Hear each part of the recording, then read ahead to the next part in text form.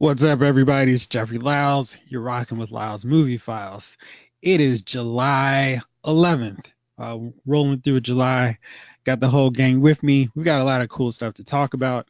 It's sort of a slow time of year because there's not as much stuff going on outside of big movies and not a lot of cool TV shows. So we had to come up with some stuff on the fly. Hope you enjoy this episode.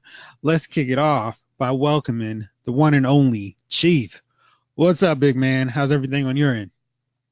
Everything is good. What's up, the rest of the fellas and to our listeners? Jace, little brother, what's shaking with you? I'm good, man. Enjoying life, man. How about you, bro? Good. I'm fighting a cold. Hopefully, y'all won't hear too much of that on this end. But, yeah, I'm fighting through. Gunner, what's shaking with you, man? I'm good, man. I'm ready to rock and roll. All right, let's do it. And Javon King, what's up with you, man? Man, I'm cooling, man. Jamming on the one. You know, I watched Strictly Business for the first time in like 9 years this week, and I've been quoting that movie all week long. So bear with me if you hear something like the ham is cooked, glazed, and ready to be sliced a couple times. We're in July. We're past the halfway point of 2018. So I asked you all to come up with your list, your top 5 best films and worst films of 2018 so far. Now let's make this really, really interesting, and let's assume for everybody besides Javon that Black Panther and Avengers Infinity War are on your list. So if you have them on your list, take them out. I'm going to give you time to come up with some other films, because I figure those are the two consistent ones probably across the board. And I've seen a lot of bad movies, so I'm going to have to narrow them down. So what brave soul is going to go first to kick this bad boy off? You got to count me out all the way now, because here's the thing. All right. I only watched movies that were good, and the only 2 movies I really did 3 movies I stressed to watch was Black Panther, Infinity War, and Ant-Man. Now, I have Black Panther on my list twice.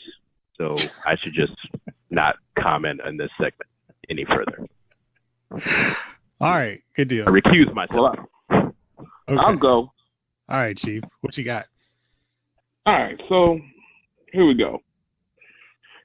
So far, because I haven't seen everything, I've got Deadpool,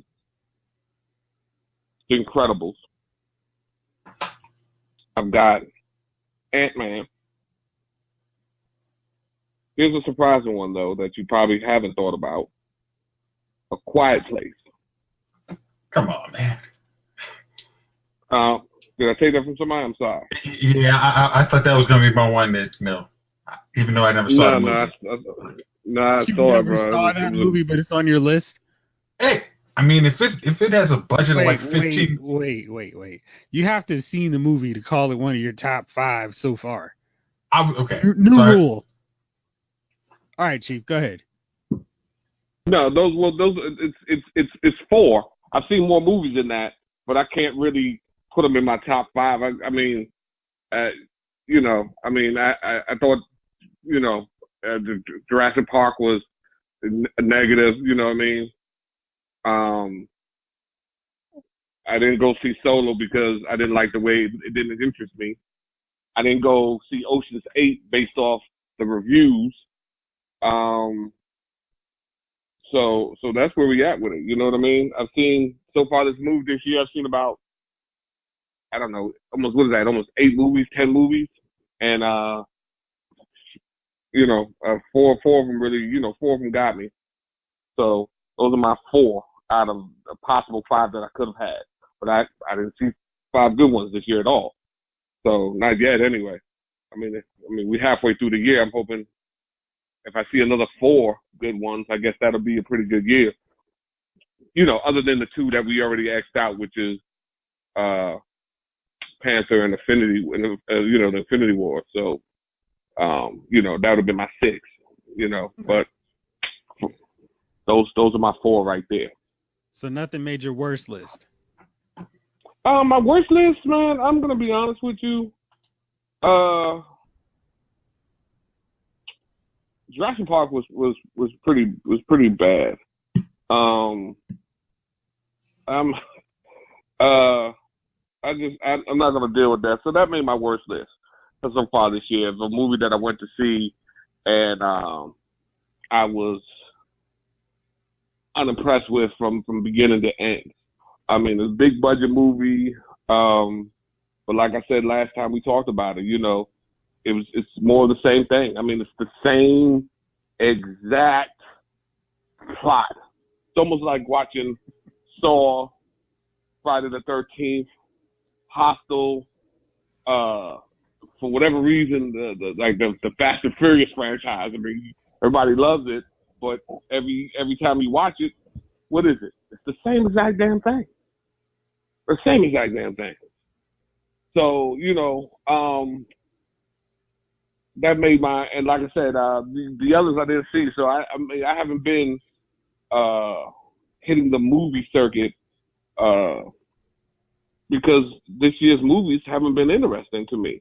I had no interest in seeing Rampage, and I don't know if any of you guys did. I had no, you know, after I read the Ocean 8 review, I had no interest in seeing that. The Skyscraper just looks silly as hell to me. You know, if you're talking, you know, You mean you don't want to see one-legged rock hanging off a crane? You know, more of the same, man. And you know what? I'm starting to get rocked out at this point. Yeah. And I don't want to, you know, don't get me wrong, but he's everywhere. Every movie you turn to, he's in it. I remember there was a time where, for example, let's say Will Smith. You knew Will Smith was going to drop the hottest movie of that summer. And pretty much that would be, you know, kind of what he did that year. Now, with the way they got these movies are coming at you, you see a movie, say, the 1st of January. You know, 3 months later, that movie's on cable almost. You see what I mean?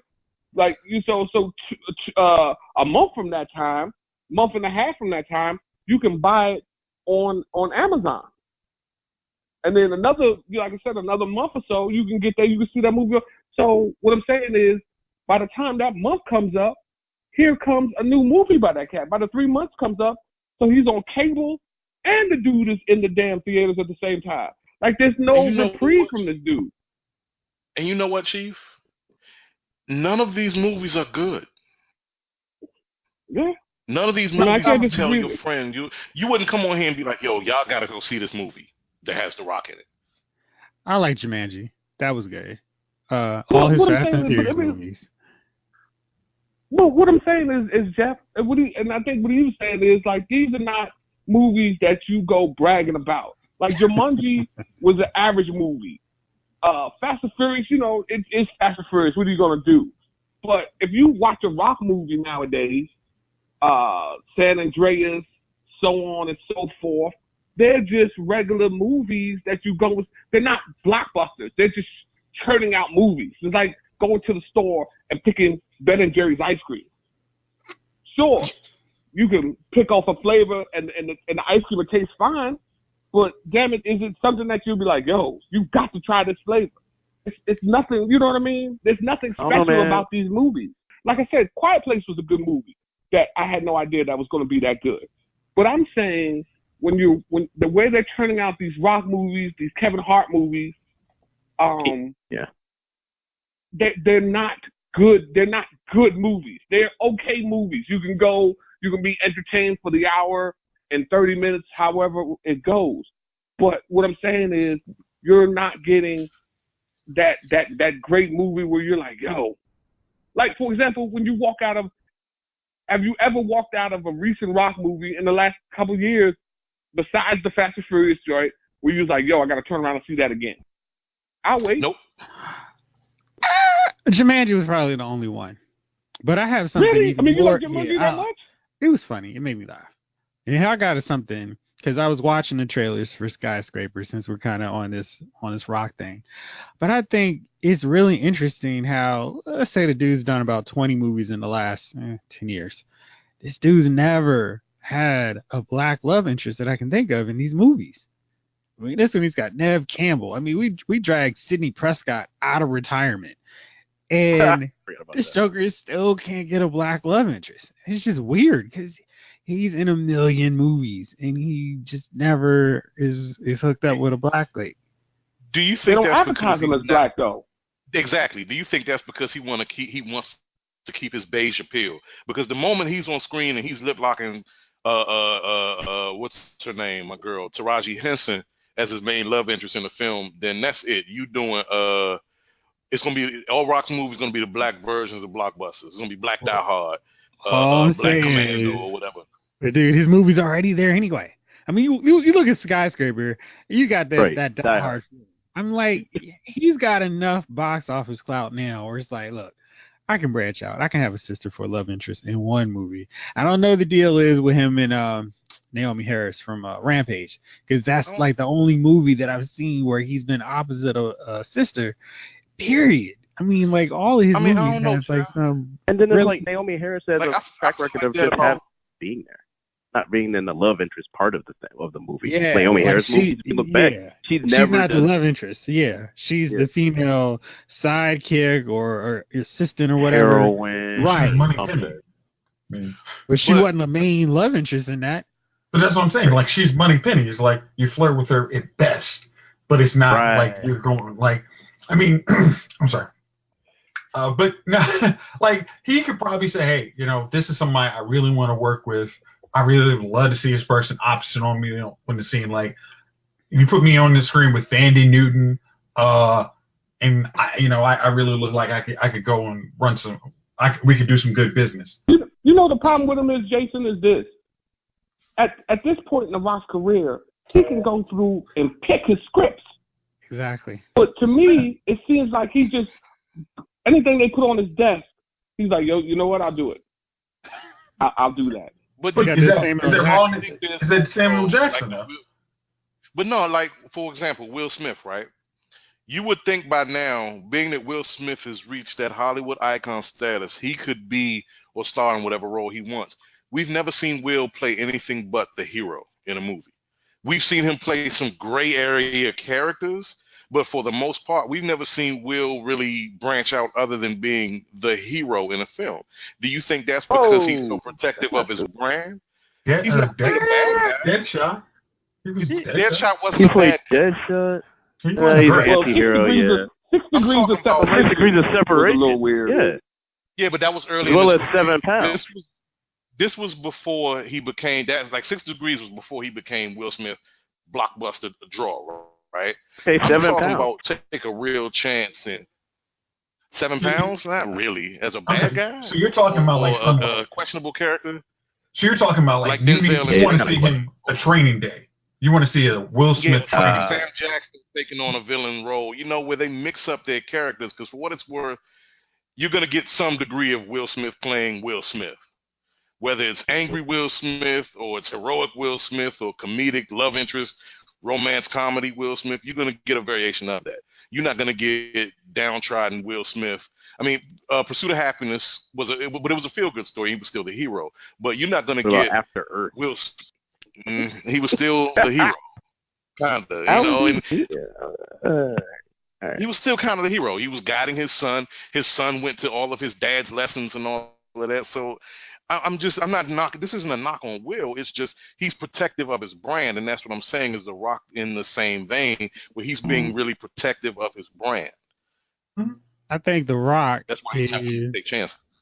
No, but I mean, he's got his thing. Rock knows exactly the brand of movie star he is. He is the successor to the Stallones, the Willis, Schwarzeneggers. So he's just going to do those action movies, and that's his wheelhouse.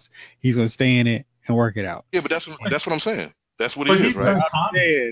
I'm saying is The Rock is in a ton of movies, and there is not one black female that he's like, you know what, I'm gonna work with her, give her a little shine. Naomi Harris, because while we were talking, I just looked through his filmography, and Naomi Harris is like the first one, and there are a lot of movies where he doesn't even have a love interest, but when he does, it's not a sister. And I'm not saying you always, but dude, he's been in enough movies that he can be the dude that he can have a black love interest and people don't go, Oh yeah. I'm not going to do anything. I'm not going to be in the rock business anymore. I can't see, he's tainted my image of him. I can't view him the same way. That's just ridiculous. Okay. I mean, because you got Nev Campbell out of retirement for real. For real. Well, okay, Jeff. I think Campbell's nobody's eventually. Rock kind of knows it's like, hey, if all else fails, my movie will do well and shine. Like, and now, Black Panther defined in China. Black Panther defined in China. Jeff, I'm just, I'm not defending why he's doing it. I'm just saying, like, if you're trying to go on a business standpoint, you're like, you know what? I can make this rampage. I can make this rampage, stupid, silly movie. I can make Skyscraper. Oh, okay, all right. So, what are some of The Rock's love interests in his other movies? Jeff, let's say, beside the Fast and the Furious movies, he doesn't have a love interest in them. No, what was the one where he was like, where he like his wife and kid had been killed? Like, that was actually a good Rock movie before he was in Fast and Furious. Like, I like that movie. The rest of them, I'm like, which one? What was the one where he was like the Deeper? Faster? Yeah, Faster. Yeah. Faster, yeah. Yeah, like that was like a good Rock movie, but that was the one right before Fast 5. Yeah, like, but the rest of them had kind of been like, okay, and like you said, in the action movie vein, it's like, okay, I've seen a lot of these movies. I don't really want to spend the $20 to do it, and if it somehow is better. This is my point. My point is, you can't think of his love interest, so it doesn't matter who his love interest is. Oh, I mean, his love interest is, I mean, like, what movies are in that? Carla Gugino. He had the girl from Walking Tall. Yeah. What was the one before Skyscraper? The other built San Andreas. Like, I know he worked with that lady, or whatever her name is. Yeah. Like Helen Mirren. Walking Tall. He had a love interest. What was her name? Ashley. What's her face? Ashley Scott. Ashley Scott's her name. From Walking Tall? Yeah, Kelly Hu and the Scorpion King. I mean, my whole point is the dude, it doesn't matter who his love interest is because he's a Rock. Nobody cares about his love interest. So that being a fact, he can have anybody as his love interest. And I think it would be neat to occasionally have a black woman as one of his love interests. Sorry to dominate and just take over, but I just, that's been bugging me. I didn't write about it, but I'm sure when the next Rock film comes out, I'll put that down on the site. Anyway, okay. Let's see. So we did Cheese. Jace, you ready? Yes, I am ready. All right, okay. All right.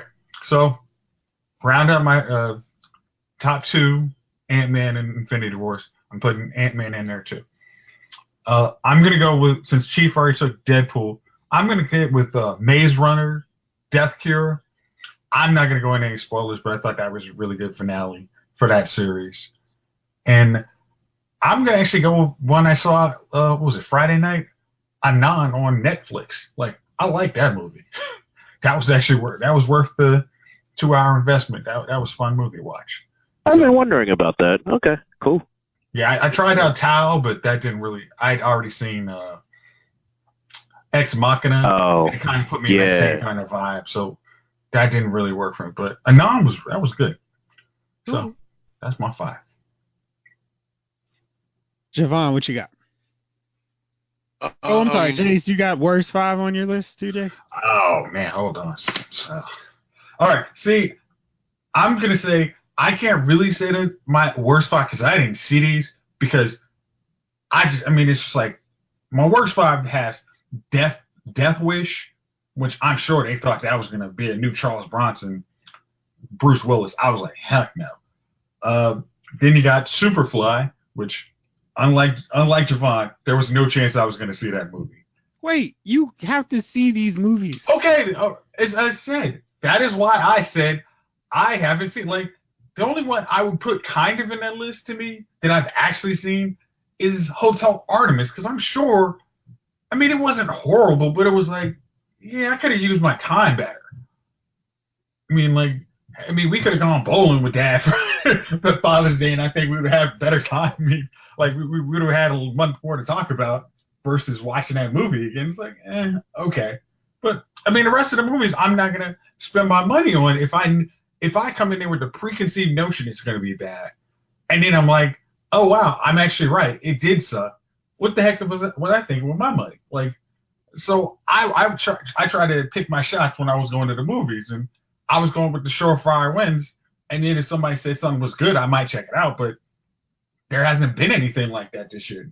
There's no word of mouth. There's no girl trip that's come out that says, oh, you got to see this movie. Like, this summer's been, if it isn't a surefire hit, don't put your money into it because it's not been worth seeing.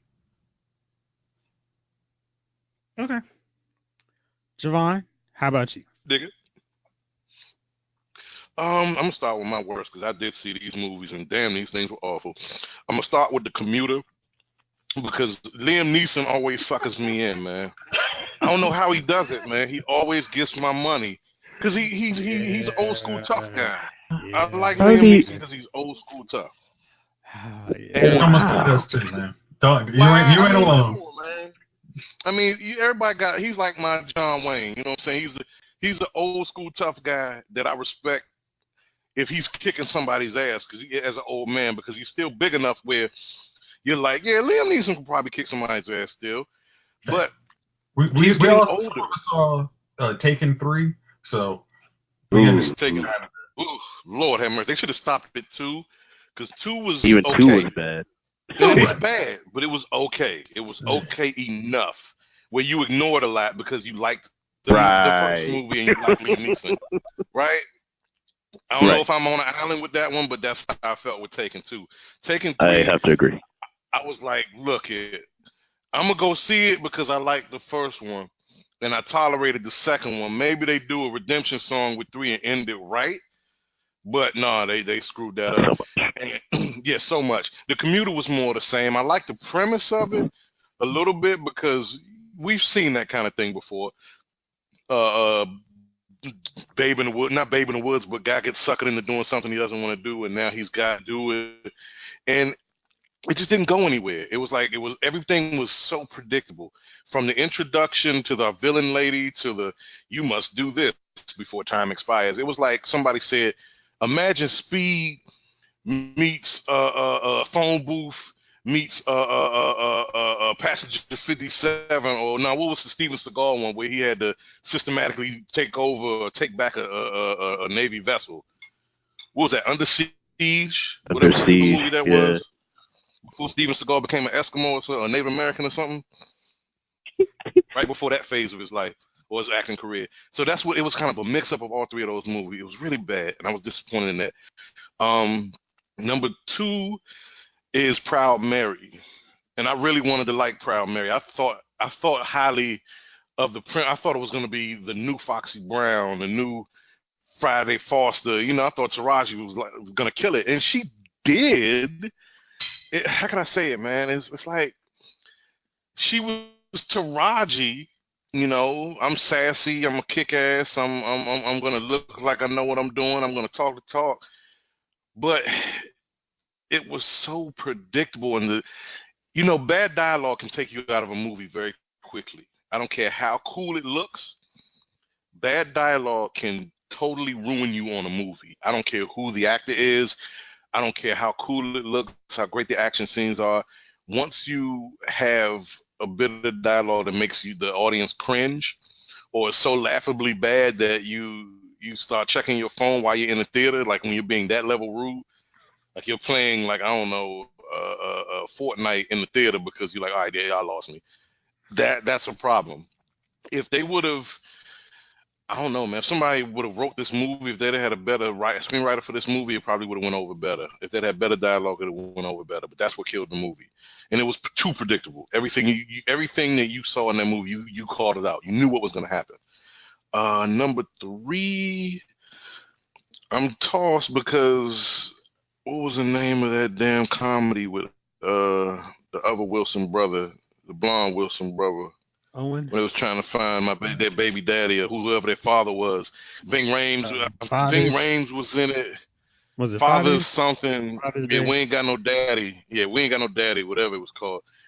That was terrible. And It wasn't bad. Father Figure. Father Figure, I think was the name of it.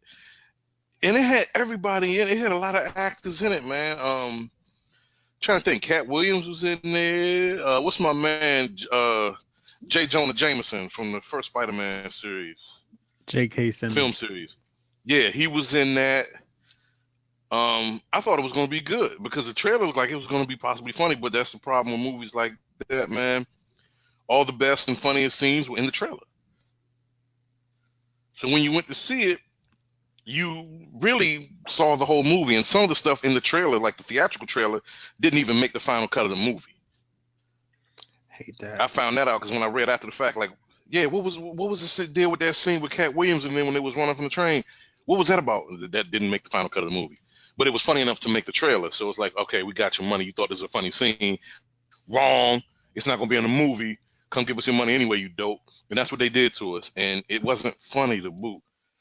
Like, what's his name? My man, what's his name from The Hangover with the tooth? Stu, what's his name? Oh, Ed Helms? Yeah, from The Office, that guy. Yeah. I was hoping, because he's funny in doses. I've seen a couple things of him. He's funny in doses, but he's a straight man in the movie. Mm-hmm. And he overdoes straight man. It's like he has no comedic qualities to him as the straight man. He plays it too straight. So that was a dud to me. That's number 3. For number 4, I'm at a toss between, and I told y'all I saw Purge, and I liked it, but I didn't like it. So Purge is gonna be number 4, and I'm torn, man, because I would put it on both lists. You know why? Because it was a bad, good movie. Well, no, I'm not a bad, good movie. A good, bad movie. It was a bad movie. Snakes on the Snakes on the Plane, bad, good. No, because Snakes on the Plane was at least funny, and it didn't take itself too damn seriously. This movie takes itself very seriously, and then tries to have political undertones based on what's going on currently. So basically, a Trump-like president issues the purge, right? This was his grand idea. Crime's at an all-time high. Racism is at an all-time high in this country. Let's get everybody, instead of random murders and random killing, whatever, let's give everybody in one night to just get it out of this system, bust that crime nut and go on home, and we live happily for the next 364 days, right? It tried too hard, and it was, if they could have gotten some better actors, it really would have worked. It really would have worked. And some corny dialogue here and there hurt it, but overall, if they would have put more into making this movie watchable, believable, as opposed to cool and current, they really would have had something dynamite on their hands. They really would have had something great on their hands, because the premise is dope. Hey, the poorest and most disenfranchised of the society are the ones who are most greatly affected by the purge. And showing the first purge would have said, oh wow, so they could have tied some things together, but they didn't. They just chose to go cool. It was like Hype Williams directing it. It was like just visuals. So it's difficult to put it number 4. If you know what I'm gonna do, no. Number 4 is gonna be a 2-part. It's gonna be Purge and Superfly, because they're both one and the same. They're good, bad movies that need some help. They need a tutor. If they had a tutor, they'd be good movies. But they're still going to make my number 4 for the good movies, right? So it's crazy. They're going to be good, bad. They're both going to be number 4 for good, bad movies for my bad list, but they're going to be number 4 for my bad, good movies. That makes no sense, so please don't try to make sense of it. Okay. Right? But they're number 4 on both lists because they're like a 55-60 if you were to give them a scale of 0 to 100. So they could be, it's push either or. So they make the good list. I'm getting to the good list now. Number 3. Wow, you just got the good list now, man. Okay. Right? Yeah. I'm gonna have to take a commercial break here. Intermission. Go get some popcorn or something. Number 3 for the good list. I'm gonna have to pick. I saw that. What's his name, man? The Clint Eastwood one about the Paris train. Everybody shit on it, but I liked it.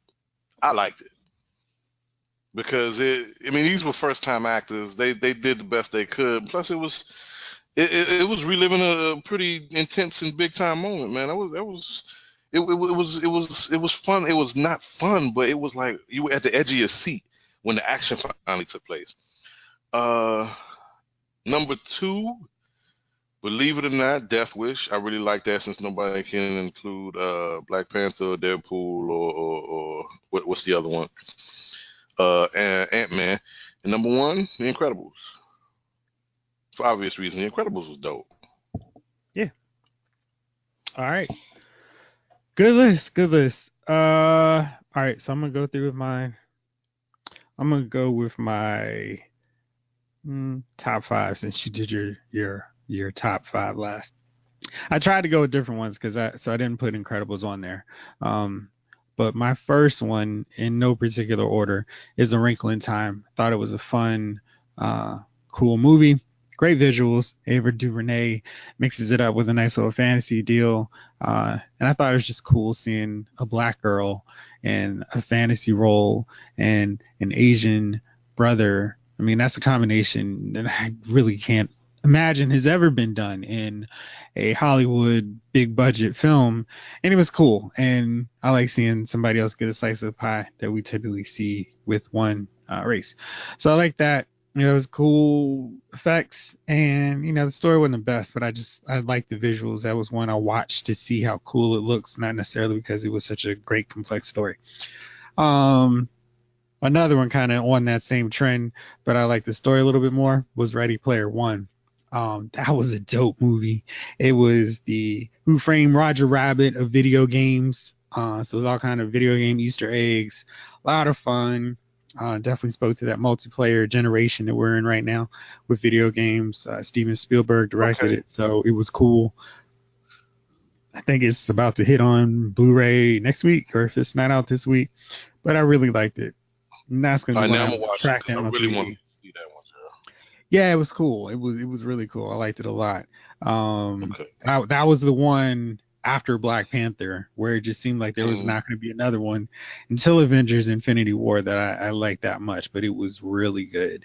Really liked it. I think it's going to be one where people start seeing it during Oscar season and start talking about it all over again. Next up was a Netflix film, and I had several Netflix films on my top 10 list, but I kind of narrowed it down to this one. Set It Up. Taye Diggs, Lucy Liu are like the co-stars, but they're playing two miserable, horrible bosses, and their assistants set them up to make their lives easier. It is certainly not a groundbreaking romantic comedy by any stretch of the imagination, but it's funny, it's done well, the acting's great, and it's just, you know romantic comedies, and it's exactly like everyone you've seen before. It's just done really well. So I liked it. And again, seeing more diversity in these movies always gets points with me. Now, the movie that has not come out yet, but I'm just going to put it on my list because it comes out next Friday, the 20th. It's this film called Occupation. It's dope. It is basically a typical alien invasion movie set in Australia. And this small town, bunch of people who gather at this fair end up being this resistance force where they start learning how to fight these aliens and start waging this little war. And there's nothing really original about it. I mean, that premise isn't like, oh, wow, it's so original, but it's really well done. And it's a small scale. I don't think it's an independent film, like on that level of budget and financing, but the effects are really well done. The acting is all strong, and it's just a really good movie. And I'm a big fan of those alien invasion films where random people come together and start fighting for a common goal. And it was really good. And it was the way it played out. I kind of felt like, man, this would be a dope TV show, because they have so many different layers to the characters, where I don't feel like I was watching them just for a 2-hour stretch, but I felt like I'd gotten to know them over the course of this movie, and I was like, man, they could really make this into a movie. I mean, in a show. It kind of felt in a lot of ways like watching The Walking Dead, but with aliens instead of zombies running around as the evil opposition. So it's cool. If you're able to check it out in theaters, it comes out next week, but it will be out on VOD, video on demand. So I highly recommend it. Check it out. And my final film that I'm sure a lot of people have not seen, but you really need to, is Operation Red Sea. This is a gun version of The Raid, pretty much. Crazy action. It's this military force that goes to stop these bad guys, and they start in a boat, and then they end up going through a village, then they end up in a desert, and then they go to an airfield. It is a crazy action film, and it's just big time spectacles. It's like it's like the Expendables meets The Raid in this crazy, really well done action film. So that is easily, for sure, going to make it to my top 10, maybe even my top 5 for the end of the year. But it was really good and definitely well worth checking out and tracking down. Now for my worst 5, because there are lots of options. I almost feel jealous and envious of you guys not having so many options, but I've got tons. These again are no particular order. Mom and Dad, Selma Blair and Nicolas Cage play a husband and wife who have to stop trying to kill their kids after a virus goes loose in the city. It is a terrible movie, even by Nicolas Cage standards, and it was really awful. I mean, Nicolas Cage is always like a warning sign, but this one was bad even from my typical low warning. This is a Nicolas Cage movie. Don't go into it. It's bad.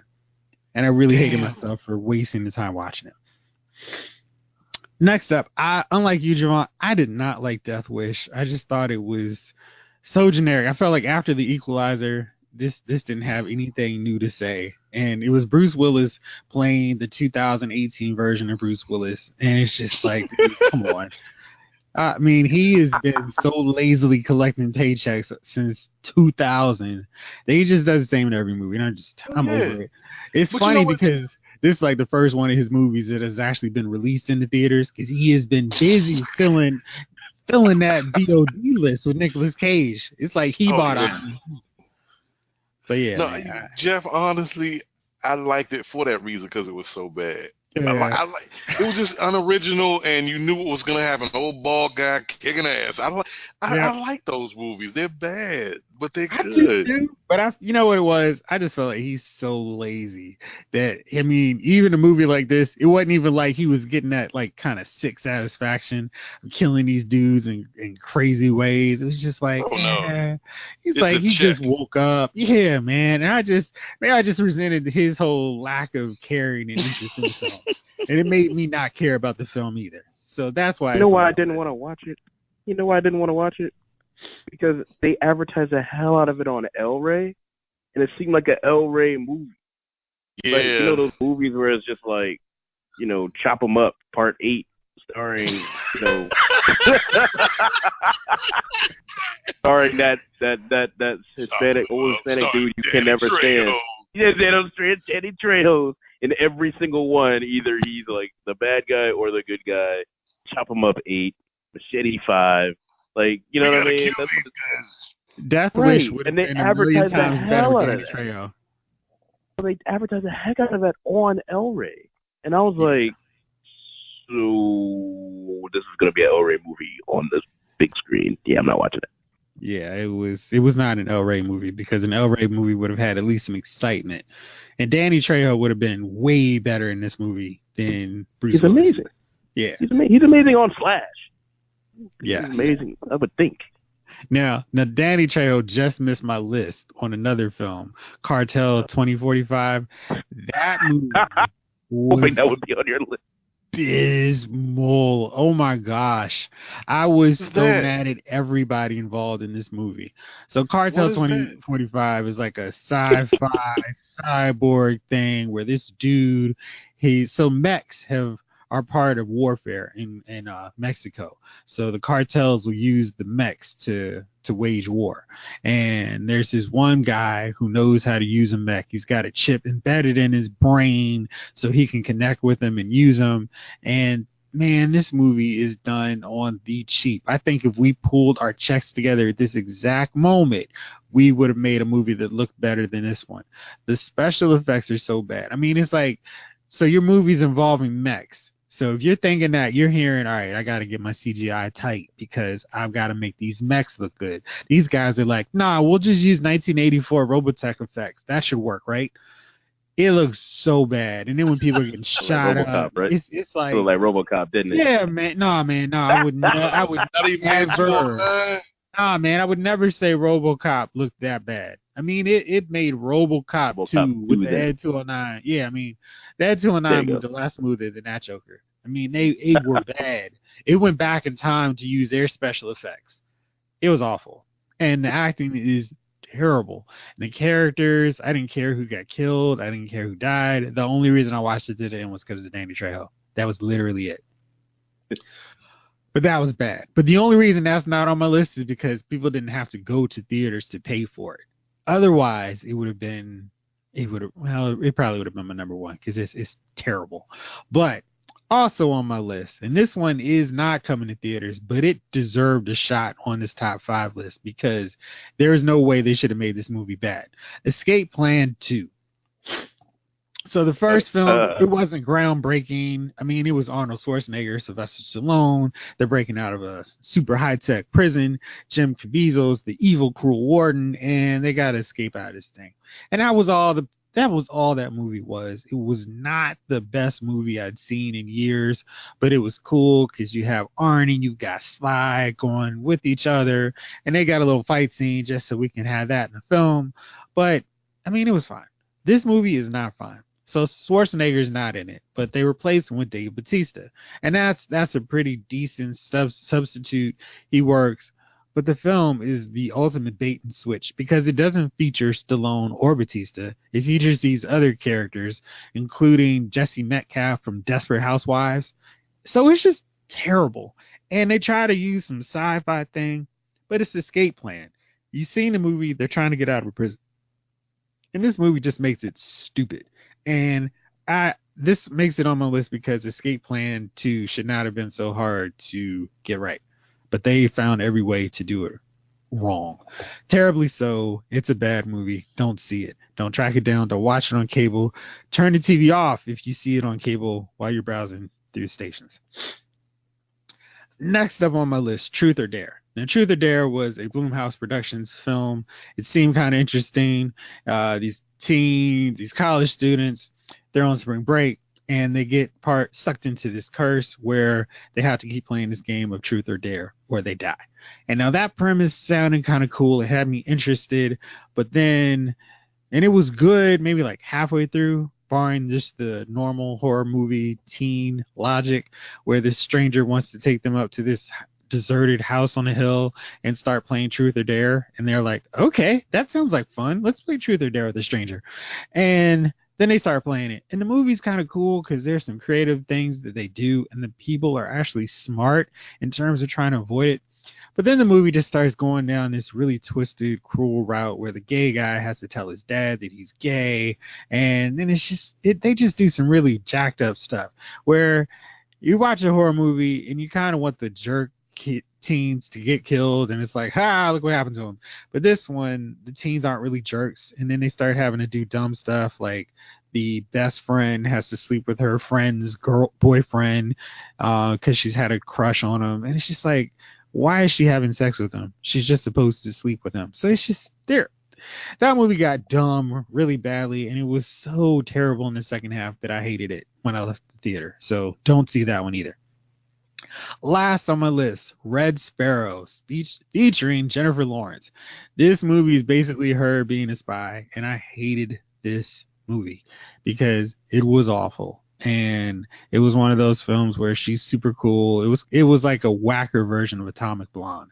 And Jennifer Lawrence can do a lot of things, but pulling off a Russian accent, she cannot. And yeah, it's just a bad movie. I don't really have a lot of other things to say about it other than I really regret watching any of that time. It made me very sad. So that's my top 5 and top worst films. So we have another list that we're going to go through in a second, but I just figured take a break from our countdown. There is some news that came out the last couple of days, and I want to do a quick round robin to get your thoughts on said news. The DC Warner Brothers universe is going to confuse people even more because Joaquin Phoenix is indeed signed on now to star in a Joker origin film. I think Joaquin Phoenix is probably a better choice to play Joker than Jared Leto, but he's going to be in his Joker movie, and Jared Leto is going to be in his Joker movie. Anybody confused yet? Gunnar, why are they doing this? And are you confused, or do you just wish someone in DC could just find the Infinite Crisis button and reset everything? You know what?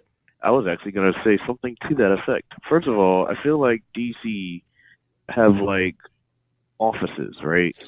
And they all are in different silos, not like, figurative silos, literal silos that separate one person to the other, one writer to the other. So continuity is just not possible to the point where they hire 2 different actors, maybe 3 by now, and to play the Joker. For 2 different movies. Why?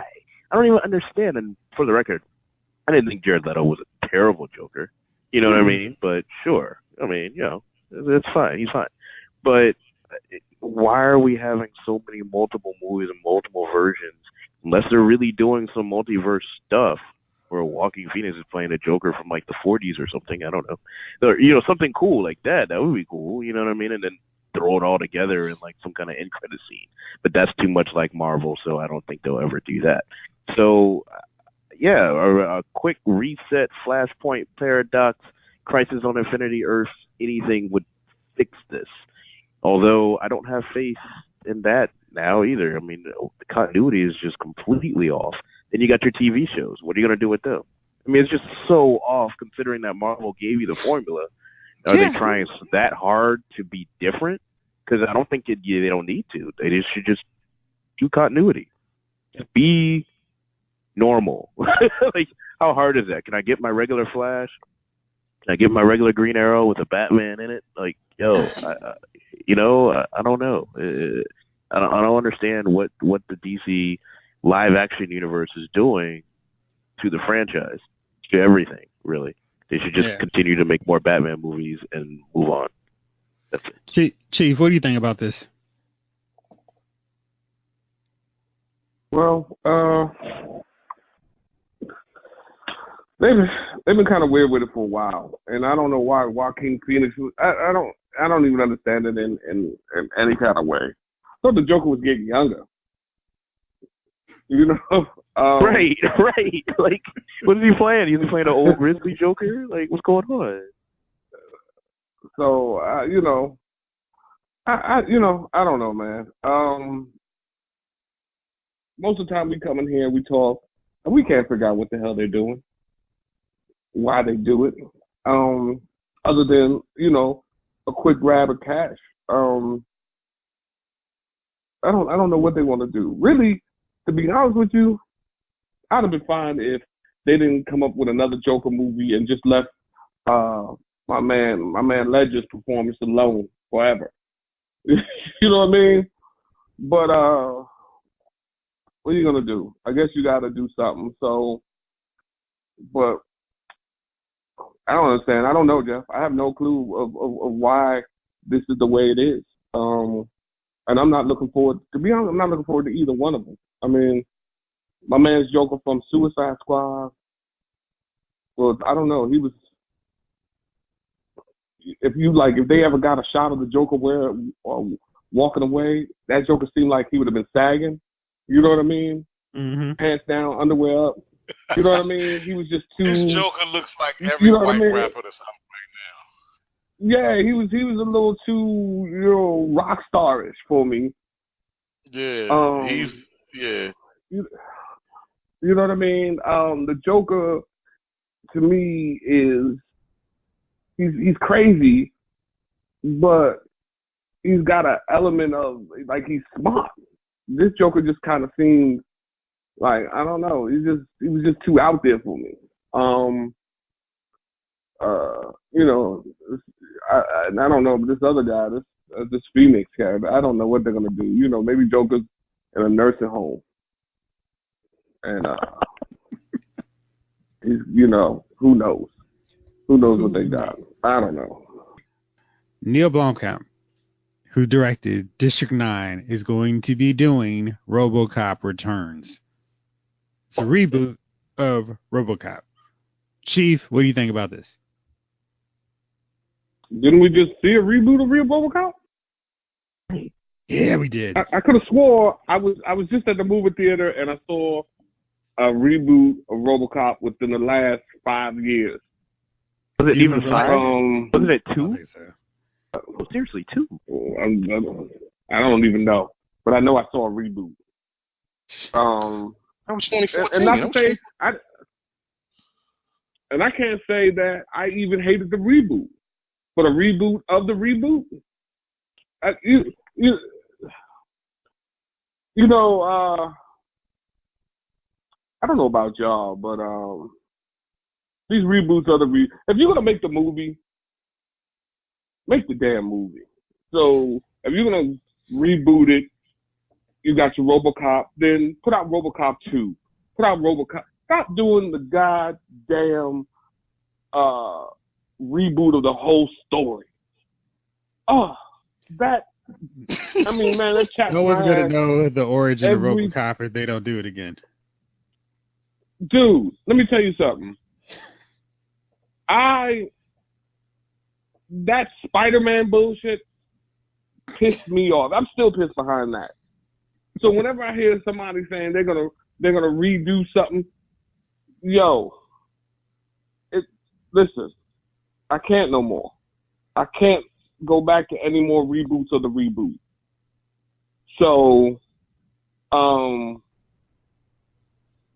you know, if they're gonna do a 1 through 3 or whatever, just do it. Just do it. Stop rebooting it on us.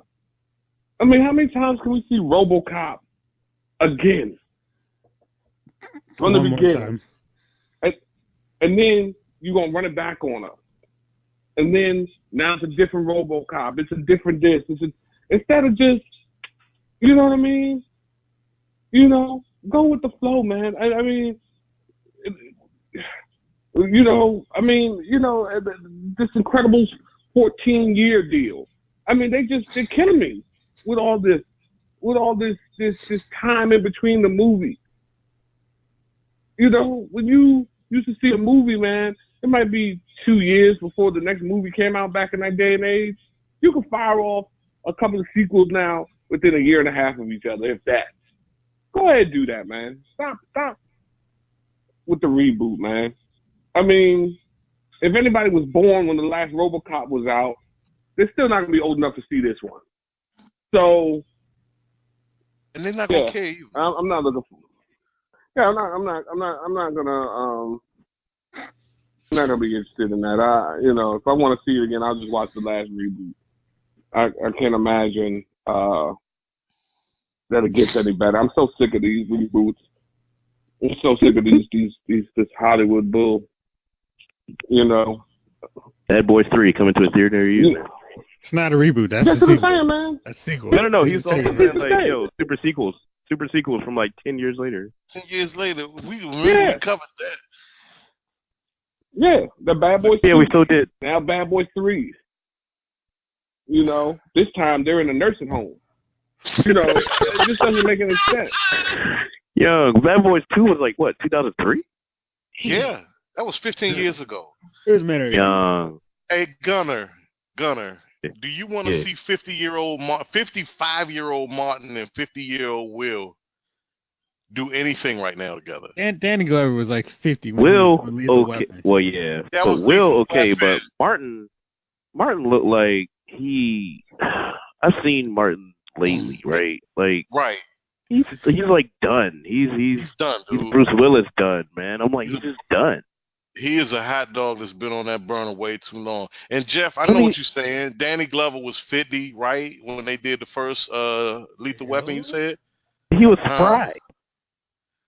No, Jeff, what was you saying? I was saying that Danny Glover was super old. Not super old, but I mean, he was old when they did that.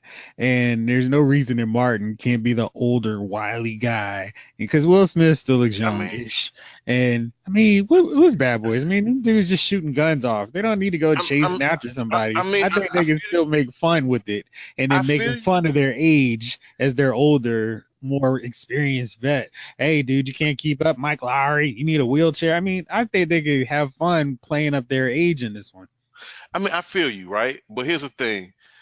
It was the running gag that Murtaugh was old because he was old when the first one came out. When the first one came out, these were the two young black guys in Hollywood. These were the young guns.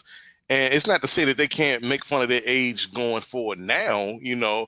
It's just, do you really want to see it? And then plus, I watched Martin's last stand-up. Did anybody see that one last year? Mm-hmm.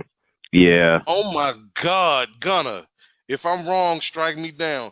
Was it like he was just saying, hey, remember Martin? Remember fart jokes? Remember that? Remember that was funny? Remember I did Talking Dirty at the Dock? Remember that? That was funny, wasn't it? Javon, he's not going to write this. That is so true. There's never really been a funny Martin joint ever, except that one with the him and his friend ride along on that cross country trip. Every one of the Martin, Tim Robbins, right? The one with the dude starts, hey man, let me rub your shoulders. None to lose. No, I'm talking about his stand-up. His stand-up.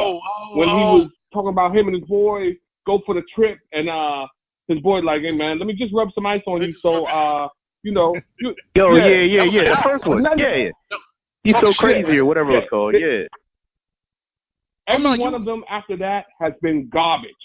Oh, geez, you got no argument from me. They all been doo-doo. Agreed. All doo-doo. Matter of fact, we didn't even go to a Martin show because it was garbage. And then I tried to give away the tickets, and nobody would take them. And you couldn't. I know that. Ain't nobody want to go to Martin. I couldn't. Martin Lawrence. Nobody wants to see Martin Lawrence. I find him unfunny, and Mike, what's the dude? The Mike Epps unfunny. Mike Epps is not funny. Unfunny. JB Smooth. Unfunniest guy. Funny. Oh my God. Yeah. So I'll say this to Mike Epps' defense, and hear me out. Mike Epps is the dude. If we just drinking and talking shit, that's the guy you want there. He's funny in that aspect. But if he's charging you $75 to come see him at Constitution Hall, man, I'm bringing my old my rotten tomatoes and rotten eggs to throw at the stage because he's not funny. He's not a stand-up comic. He's around the way. JB Smooth can't do either. JB Smooth can't do either. I don't want him at my barbecue. I don't want him at my bar. I don't want to pay any money to see him. I don't even want to see him on Curb Your Enthusiasm. I'm done. That dude is not funny, period. Hey, Gunner, he's had a 20-some-year career. It's Smooth? amazing, right? Yeah. Who? He's been around since the early 90s. JB Smooth. No, JB Smooth. Martin, though. No, dude, I'm talking about JB Smooth. He was on Comic View back in like 93, 4. I remember that, but he wasn't funny then. I was like, oh, that's that dude they just had in between other funny people. Like the warm-up guy. Something like the warm-up guy. He just comes out there and makes sure the mic is running. He should have been the Sam, man. 20 years. 20 That's ridiculous. 20-plus year. Ridiculous. 20-plus year career. Unbelievable, right? I can do anything then. I can do anything I put my mind to. That dude is not funny in makeup, Phil. I can do I'm a fly right now. That's it. All right, so now we've gone through all the interesting news. Oh, I'm sorry, there's one other piece of business. Billy Dee Williams will be officially returning back to Star Wars in Episode 9. My main question is how will they manage to kill off Lando and further squash all my young Star Wars fans' hopes and dreams, as I have none going into Episode 9. Jace, what do you think about this? Come on, John. You know Lando's going to be a pimp. I mean, he's going to be literally a giant space pimp, full costume, I mean, just completely like, hey, if you have a childhood dream, let's pour some gasoline and boosh. Gasolina. It's just like, I mean, what is the point of bringing him back? I mean, I'm glad Lando. I mean, Billy's getting a paycheck, but it's like so he can reunite with Han and So he and Luke can. So he and Princess Leia. I mean, no, he's you know what's what? his name? He's what's his name's father, right? That's what's going to happen, right? He's actually Kylo Ren's father. See, just to make it. That would make more sense. I would actually be on board with that. That's why he never liked Han. That's why he never felt worthy. Because I'm black, Dad, and you just wouldn't accept that Lando is my father. Oh God! Yeah, like this is why he actually hasn't been around in the Resistance. You know that he was actually that's hilarious. Kylo's father, and that's why he started smuggling and taking that conversation. Bro. Hey, imagine that comes between Leia and Han. Hey, so when you were in Carbonite, those went down. Those strategy questions went down to a little quote 45. Sorry about that. We want a break. I ain't at the cantina. Things happen, you know. We got the cantina. You know, I was going through something. I lost my whole planet. Yeah, I'm gonna send off a tersely worded email off to StarWars.com. This is how attention Star Wars presidents. This is how Lando Calrissian should be brought back into the franchise. Okay, now actually I forgot. Here's what he's really gonna do. Now that Han's dead, he's actually gonna put his moves on Leia. Like, push up. I know my boy's dead now. He left you, but now I'm here. Leia's not going to be in the movie. Hey, man. They would CGI Leia and just to do that scene and then kill her off. No. Yeah. I'm figuring, what's his face? Snoke is going to kill Lando. Wait. Wait. Then in a flashback. Wait. Wow. I mean, there's so much. Oh boy! All right, I promise I'm not going to bash the sequel trilogy this episode. I promise. I will. Is this to the journey with Ray and them? Yeah. Yeah. So no one's going to be around except for 3PO and Chewie to even introduce and explain who Lando is. Yeah, there's no wedge. There's no there's no wedge to say, "Hey, Lando, how you doing?" It's like there's no one who will know who this guy is. Like, they killed Admiral Akbar. Again, there's no one who can tell who this guy is. Like, hey, I heard you need some help with the Resistance. I know episode 9 goes through some kind of space-time warp thing, like an Interstellar. They can't fix this mess for me. I don't care who they put in here. They got to put Lando in here. Maybe Lando and Donald Glover Lando merge or something. I don't know. Some X-Men time thing too. I don't know, man. They got Lando learned how to become a Jedi. Luke was secretly training him. Oh, that would actually be bad. Yeah, that would be a desperate move. So is this move worse than the what's his name, Joaquin Phoenix Joker? Is this worse? No, because I'm hating, but I have a slight bit of interest in seeing Lando back in the Star Wars universe. They said on this one though, Lando Calrissian is going to be the owner of a bar, and there'll be grizzled lumps in the jar. So you can go. Hey, if Finn and somebody else have a bar food eating contest, I'm gonna pass out.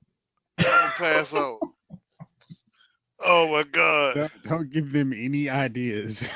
Sorry, was that an Action Jackson reference? No, that is a ladies man. Oh, yeah. Oh shoot! It'd be like, man, no, man. I'm from the Ewok home world. We used to eat food like this all the time. Back up. These grizzled lumps is mine. Home world. Tim Meadows just rolls by, top dude. Them pick a womp rat feet, man. Oh gosh! They bring back the band. They got to bring back the band, though. Man, all right. Let's keep this thing moving here. We got one last segment to go through. One quick thing, because I'm sure y'all would like this. Cardi B just gave birth to a baby girl. She named her Culture, Kulture. Because it's Cardi B and they expect nothing less. Congratulations, dear heart. Congratulations. No, I mean that sincerely. That's awesome. Look at y'all. I mean that for real. I mean, she's just being her, man. I'm cool. I know. Sorry, Cardi I'm B, sorry, Cardi B doesn't know how to be anybody but Cardi B, and I appreciate that. I'm like respect. Exactly. I mean, there's no reason to change to be like any other haters on Instagram or Twitter. Just do you. Don't ever change. You want to name your kid that? Hey, go for it. That kid's got more money in the bank account. Right. Exactly. I wouldn't name my kid Luxury, but, you know, if she wants to call it culture, go for it. All right, so DC has long since had a problem with this cinematic universe ever since Christopher Nolan stepped down after his Dark Knight trilogy, and they've been kind of spinning their wheels ever since. But there has been one area that DC and Warner Brothers has been amazingly consistent on. That is its animated universe. And let's see, Suicide Squad Hell to Pay is its 31st film. And so there have been a lot of films that they put out. And honestly, I had the guys put together a top 5 list, but we really could have done like a top 10, top 20, because these movies have by and large been of really, really high quality. So I asked the guys to narrow down to top 5. And if you have any worse that you'd like to mention, feel free. But we're going to start off on this one with Chase. This one this is a fun top 5 because I own most of these movies except like all the new Batman ones where they're basically just trying to throw out anything with Batman. But I really enjoy most of these DC movies. I mean, and you know, there's a giant bias on who gets the top spot on this one, and I'm already going to spoil it. I'm going to go with number 5 is. I'm going to go with Crisis at Justice League Crisis at Flashpoint. I mean, even though the art wasn't perfect, the story was really... My number 5 is 2 films?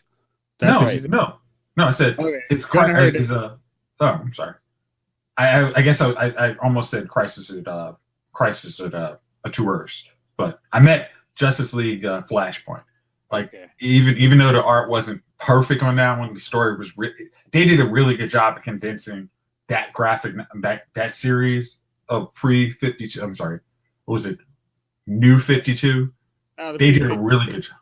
They did a really good job of making that all into one really good and coherent novel, and it really was a good starting point for the New 52. And I thought that they did a really good job on that. Number 4 is Teen Titans Judas Contract. I never read the graphic novel of the Judas Contract, but I thought they did the animated version. They did way better than the Justice League Teen Titans crap. It was literally one of the worst ones they ever did. I think they got out like the stupid little dance montage. Damian was not infallible, which I've hated since they've introduced him in the animated series. And I thought everybody had a good role. Like the ending was really cool. I like how Beast Boy he comes off as like real narcissistic dude, but then he has this like, yeah, I'm a real dude at the end.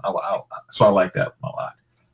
Number 3, and as you remember a couple episodes ago, I said this could be the best of the DC movies until you guys rightfully kind of correct me on that. Return of the Joker. I love Mark Hamill's Joker. I think when it comes to animated voices, Kevin Conroy and Tim Daly are just those are the dudes you call. So I really loved Return of the Joker, and you actually see why Batman has a limp in the animated Joker too, which I really like in the Return of Batman Beyond. So I really like that one. Number 2 is probably going to be everyone's number 1. Red Hood. That's probably the best Batman movie. I mean, as much as I like the live movies, I really like the story in Red Hood.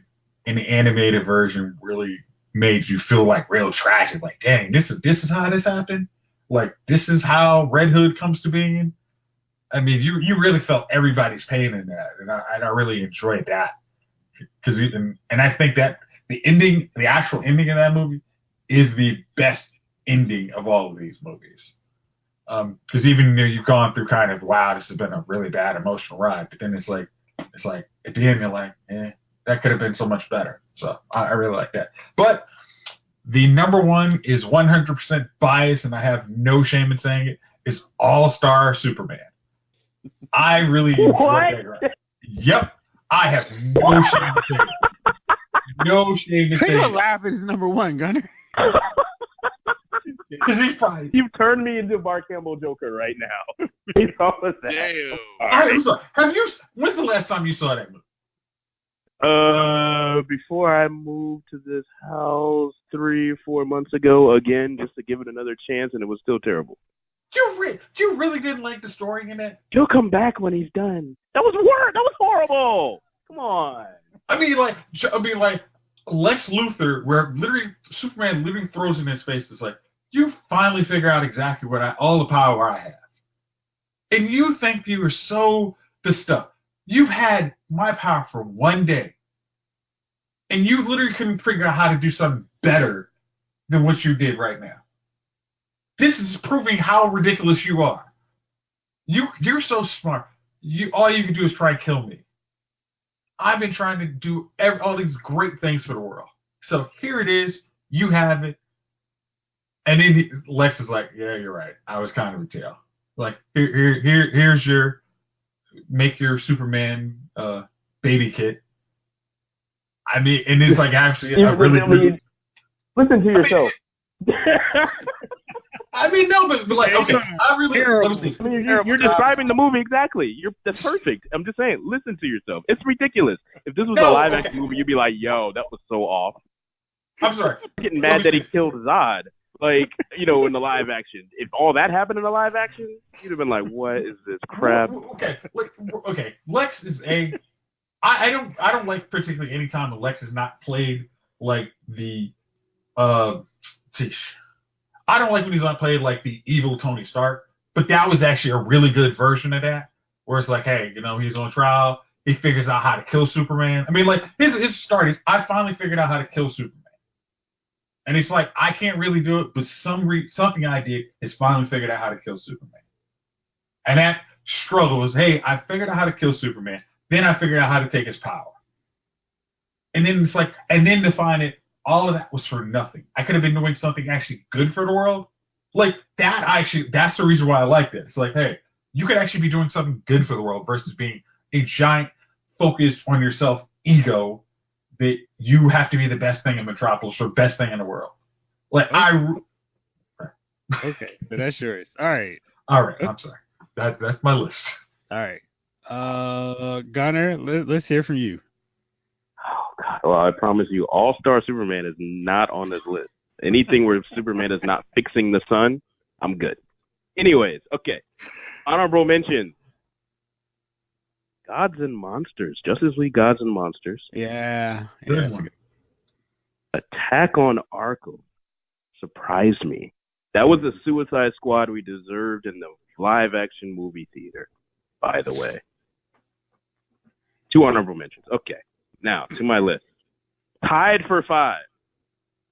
Batman, Superman, Public Enemy, Batman, Apocalypse. Okay. Number 4. I mean, there's nothing more to say there. I mean, Jesus, watch him. Number 4. Batman, Bad Blood. You had a brother in there, finally. I'm cool with that. We're done. Number 3, Flashpoint Paradox. I can watch this over and over again. I mean, it followed, like Jason just said, it followed the comic series really well. It did a good job with it. I was a little worried. They really did a good job with it. I'll watch this over and over again. Number 2, you might get on me about this one because there's actually 2 movies. The Dark Knight Returns, 1 and 2 together. That's cool. It's a complete story. It's a complete story. Hopefully they never make a 3 based off of that one. It was kind of bad after I finally read it. Yeah. Those are very terrible. Yeah. Hopefully they just. Yeah, no, not 3. But 1 and 2, wonderful. Yeah. Wonderful. Shout out to Moore on that one. And of course, number 1 will always. You said Moore? No, Alan Moore. Frank Miller. Was that Frank Miller or Alan Moore? Yeah, Frank Miller did Alan Moore. What did he do? Alan Moore did the what did he do? Frank Miller did Year One and Dark Knight. Yeah. Thank you. Sorry about that. Thank you, Frank Miller. So, number one, of course, will be Batman Red Hood. I mean, what more can you ask for a Batman movie in general? They animated awesome action scenes, right? Mm-hmm. I mean, the plot of the whole thing, the intricate details of who's doing what, and they had everything you want in a Batman movie, period. Heck, you got... Who was the voice of Nightwing again? Neil Patrick Harris. He played the perfect sarcastic Nightwing. That's who else are you gonna? I mean, that was wonderful. I didn't think I'd like a sarcastic Nightwing. That's Nightwing. Mm-hmm. That's Nightwing. So yeah, that's my list. All right, good picks. Okay, Chief, what you got? All right. What do I have? I've got Gods and Monsters. Got the Flashpoint. I've got the Wonder Woman, where she fought Ares. What else do I have out here? Trying to think. I've just seen. I know it wasn't All-Star Superman. The Killing. Bump y'all, okay? Bump y'all. Wow, James. If this wasn't a family-friendly version, I'd be saying another word. Bump y'all. He's back when he's fixing the sun.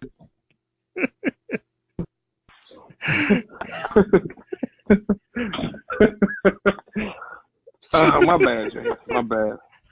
What was it, man? All right. I enjoyed the Killing Joke. Yeah. I like Killing Joke right. No, I love Killing Joke right after that whole foolishness with Batman and Batgirl. Like, if I can fast forward past that first 30 minutes, it becomes a really great movie. But gosh, putting those two together was terrible on every level. Were they just trying to make the continuity for with Batman Beyond? I don't care what they were trying to do, but it was terrible. Take that and Was that 5? I don't know if it was 5 because I've got them, but I can't think of the names of them. Hulu. I don't know if you guys got Hulu, but Hulu got a whole section. And one day I just went and I started watching them back to back to back to back. Yeah. And oh man, that'll confuse. Although I can. Right. They'll run together. That's what I'm saying. There's continuity in together, so I know. So they're all in my mind. I just don't know what the hell they are. I got you. Good. I had to run downstairs and look at the shelf. It was just like, wait, I don't know. Was that Judas? Was that Arkham? Right. No, that was Son of Batman. Okay, got it. There's a bunch of them. All right, Javon, what you got, man? Oh, the Judas one. Yeah, that's sweet. Okay. Number 5, Killing Joke, and I know a lot of people didn't like Killing Joke. I liked it. Mark Hamill had me cracking up. Sorry, Joker had me cracking up the whole movie. Number 4, it was a Green Lantern. I think it was First Flight. Yeah. And I caught that on a humble on Cinemax one night. Cinemax sometimes will surprise you at like 3 a.m. and show these DC animated films. Yeah. So watch out for that. That's where I saw All-Star Superman. Yeah. No, right after right after like Busty Cops 18. Leader, Hose, and Zombies, and then All-Star Superman. Oh, okay. Perfect sense. Let's show that right after this. Man, this is right up your alley if you're watching Busty Cops at 2 a.m. Batman versus Robin, which was really good to me. That's my number 3.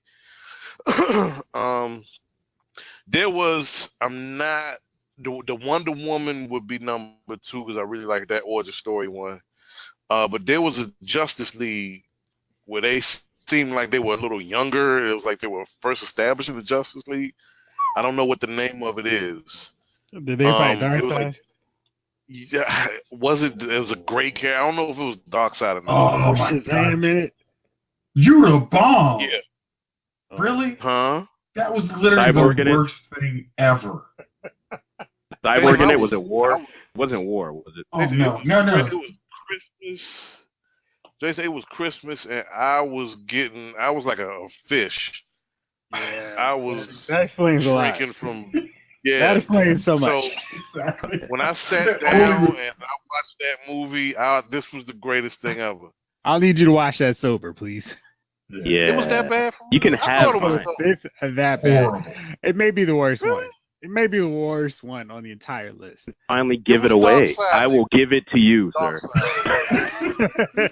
You're the lucky Finally, one I who can doesn't give this think thing more. away. It was It's that on your bad. list. Happened. Awful. Yeah. That was pretty bad. It's Like, terrible. Shazam On is every the most level. unlikable kid ever, and then he gets out. He It's was like, in it. He was in it. It's He was awful. horrible. All right, I need to watch watch that it, again though. because that's my Tell you one. what, I'm going to ask you to do this homework assignment. Watch that between now and the next show, and then I want to hear the sober Javon review of it. Right. Oh, I'm probably gonna tear it apart. Okay. All right, that's perfect. Chocolate Daddy. What is it? What is the actual name of it, y'all? Justice League War. Justice League War. Justice League War. That was it. War. Oh, perfect. Okay. Yeah, go watch that. All right. Javon's got, Melvin's got a copy for you. Like, because no one else yeah. has that in their collection. It's horrible. Exactly. That bad? It is. It's pretty bad. All right. Was that your number one?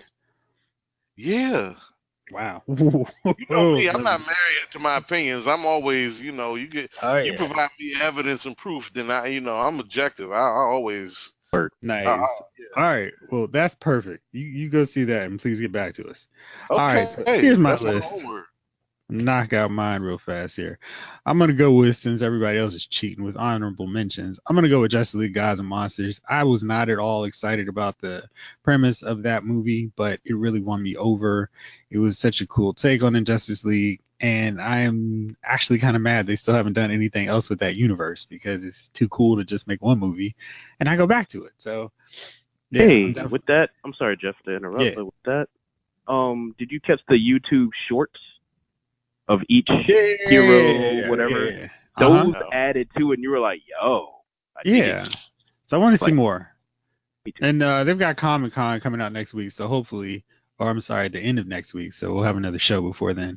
So hopefully we'll get some news on some more animated films. I know they've got Death of Superman and The Reign of the Supermen coming. Yeah. So I am very sure that those two will find their way onto my list when we go back and revisit this. My number 5 is Justice League Flashpoint Paradox. I hated pretty much everything with New 52, but Flashpoint Paradox was such a cool story, and they did a really good job adapting that. Warner Brothers Animated doesn't always stick true to the source material for their adaptations, but this one I thought was a really nice streamlined job on taking a very complex and long and deep story and putting into their 75, 80-minute specials. So it worked really well. My only regret is the New 52 inspired films haven't been as good as that one, but that's definitely one of my favorites. Didn't shy away from the violence and had a really good job with the characters too. Number 4 is Teen Titans: The Judas Contract. That is one of my favorite all-time comic book stories, and I thought they did a really, really good job adapting that one. Jace, I will let you borrow my Teen Titans Judas Contract trade because it is something to be read by every comic book fan. And I thought they did a really good job using the current roster of the animated Titans to play nice with that. And it ended on a note that made me very excited about the next Teen Titans movie whenever they get around to it. My number 3 is Wonder Woman. That was a really good movie, and it had a lot of good Wonder Woman action. Kerry Russell did the voice of Wonder Woman, and she's going to be in Star Wars Episode 9 too. But I thought they did a really good job with that, and I'm looking for another sequel on that. That's one of those things that makes me so mad that they just stick to Batman, because they've had those really good films with Wonder Woman and Green Lantern, and they haven't gotten back around to them, and they just keep tossing out all these Batman films. My number 2 is Justice League Crisis on Two Earths. Before he lost every trace of his mind, James Woods pulled off a really cool version of Owlman, and watching the Justice League fight the crime syndicate was cool, and it really felt like a big blockbuster animated movie event, and they did a perfect job on that one. And it's always fun watching the Justice League be confident going against other competent villains. So that was definitely right up there. And surprise, surprise, my number one, Batman Under the Red Hood. Like Gunnar mentioned, it had Neil Patrick Harris, but Jensen Ackles did an outstanding job as Jason Todd, aka the Red Hood. He really got that whole crazy, demented, just horribly lost in the head mindset and mentality, and he did a really good job of making you feel sympathetic for the villain in the movie. And yeah, they haven't done a better one than that one. And it's, that was, what was that? That was their 8th film, and they've had a lot of films since then, but that one is just like, that's the one you put if you have only one film of the DC animated ones to put somebody in front of them, let them watch. That's the one. But like I said, out of 31 films, they've maybe had 10 bad ones. Definitely Justice League War, for sure. I don't really like a lot of these later Batman films. Like Batman and Harley Quinn was terrible. It was awful. But yeah, for the most part, you can find really good ones on those deals. So yeah, good job, Warner Brothers Animated. Keep up the good work. Looking forward to seeing what's coming up, and I'm really, like I said, excited about the death of Superman and the reign of the Superman, because that's my they really should Superman do story. Can they do a All-Star Superman too? I mean, that'd be cool. That's unnecessary hate. Unnecessary.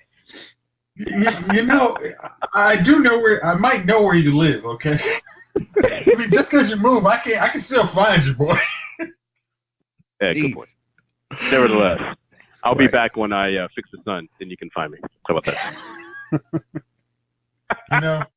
I'm going to use the Ross. It's a horrible movie. I'm going to use the Ross double fist for you. Good job. So. Ross and friends. All right. Well, fellas, that's everything on my end. Do we have any dummies of the week nominees outside of the political spectrum, Javon? I know you're going with me. I mean, they're on TV, so what do you want from me? They're dumb, and they're on TV. That's criteria, right? Well, I'm trying to go with fictional characters, because these guys are too stupid to believe. They're too... Yeah, I know. And I'm sorry. I got nothing this week. I haven't taken in that much TV. I really haven't. Oh, well, Ernie Grunfeld, the Wizards general manager, he can we do that, Jeff? You can do that, man. You must be a fictional character. Nobody like him should exist in real life, man. He's At least in this job. Like I said, at least in this job, we'll say that. I sent y'all a text last night about them signing Dwight Howard, and now they're throwing their hat in the Carmelo Anthony arena. Like I said, y'all, if this was 2010, I'd be stoked. It seemed like, to me, Ernie Grunfeld is getting his scouting reports via, like, remember The Notebook? What was the name of that movie? The Letter or whatever? Where Sandra Bullock and the dude was exchanging letters like 5 years apart or something crazy. Time thing? Time Traveler's Wife? Or is that the other one? I get them mixed up. I think that was Keanu. It was Keanu. Keanu, wasn't it? Yeah. Yeah, it's something. The Keanu Reeves, the cabin, or the milk bottle, something. Yeah. There was like 3 of them like that. I'm like, Jesus. Oh, God. Somebody had an idea and they said, let's make it 3 times. Yeah, it's like Grunfeld is getting his scouting reports in that mailbox. It's like 5 years too late. And he's like, you know what? Right. We need to go ahead and get Tom Gibson. You know what? Right. Let's see if Antoine Jameson is interested in signing with the Wizards. Oh, he played here before, like 15 years ago? Okay, never mind. Hey, we should give Lou Dang a max contract. Yeah. All right, fellas. Well, that'll do it for me and us. This was a fun episode. I'm going to make sure I check out All-Star Superman and Tribute to Jace this weekend. I like the story. I thought the movie was fine. It was going to be. It'd have been in my top 10. Yeah, and then I expect a full report on Justice League War from you, Mr. King. And yeah, we're going to do this bad boy up. thank y'all out there for listening. This episode of Loud Movie Files. What's up, man? I'm sorry, Jeff. Can I plug something? I'm sorry, my fault. You know me. Everybody, watch Glow, man. Glow is like that. I love that show. That's all I had to say. That was good stuff. Yes. Okay. Yeah. Right. That was good. Man, we go load it back up in the box. Thank y'all out there for listening. Thank y'all fellas for dropping in as always. This episode of Loud's Movie Files has been filed.